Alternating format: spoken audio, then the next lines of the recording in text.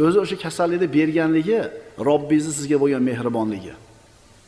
Shu dard chekkaningiz bilan, shu mashaqqat chekkaningiz bilan Alloh taolo gunohlaringizni nima qilyapti? Yuvoryapti. Robbingiz yaxshi ko'rgandan dard beryapti. Alloh azza va jalla ishi komil bo'lgan zot. Mahluqotlarni komil qilib yaratgan.